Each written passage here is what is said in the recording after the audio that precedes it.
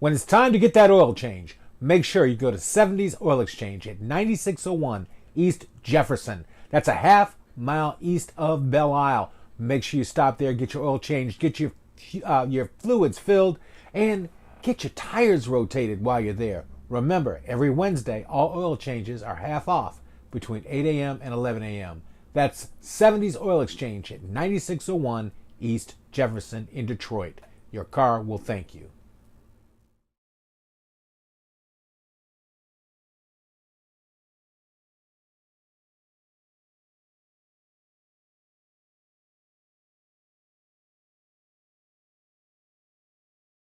People are saying, I want to protect his right to say, go kill that person. Well, that's not freedom of speech. Right. And we need to make sure we continue to make that distinction. Our history in World War II has shown us where such words can lead us. Adolf Hitler spoke and had freedom of speech, right, in Germany, and said his piece on a regular basis. And people followed, and then we had the Holocaust. So we must never forget what words can do and the impact they will have. Yep. And we must use our own words to fight such language and uncivil discourse. So I truly believe that we can accomplish these goals. I think we can have civil discourse with freedom of speech, but without bias, prejudice, and violence. I think we can learn how to celebrate our differences, but still be united. We can become one community. And we do this by building bridges and finding our common threads. So I'll share briefly a couple ways that I do this and my friends do this, and I've shared it with my children.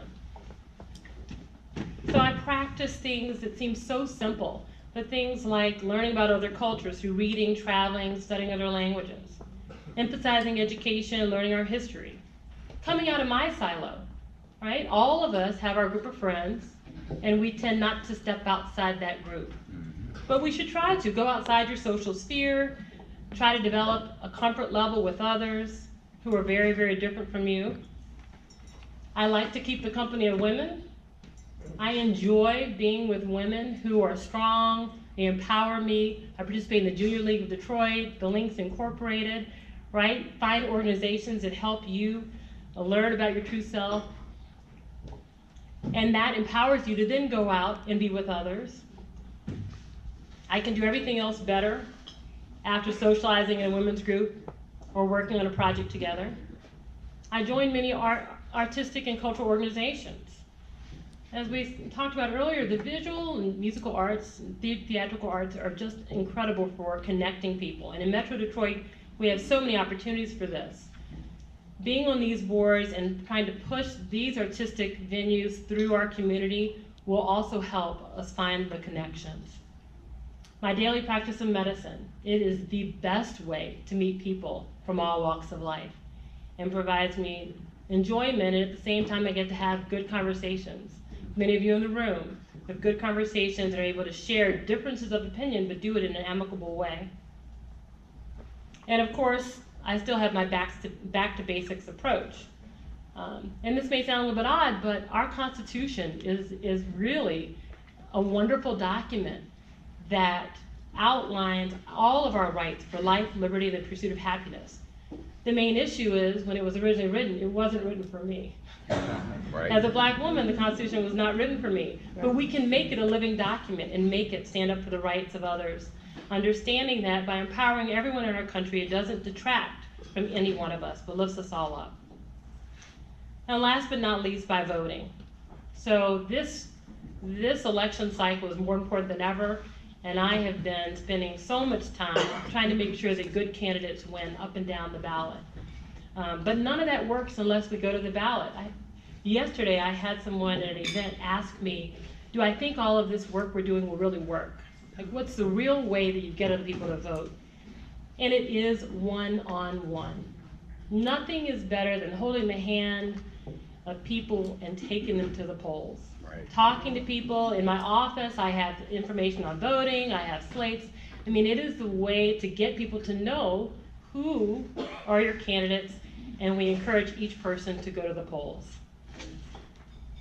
In closing, I realize that we are still very much surrounded by destructive ways of thinking that hold back anyone who is an other, in quotation marks. Women, people of color, people of different religious backgrounds, and these ways prevent our community from fully taking advantage of the talent. It's up to us to change the system and to champion each other. I really want to thank the NAACP for being an example of change and inspiring others. It makes a difference. As actor Arthur Hill Harper once said, we cannot allow other people with antithetical agendas to out-energy us. And I know that won't happen with this group. Because this is a group that actually is quite courageous, advocating for civil discourse, education, and social justice. It's a group that creates person-to-person connections, and in doing so builds bridges, and in essence allows us all to be the change that we seek and to create our one community. Thank you.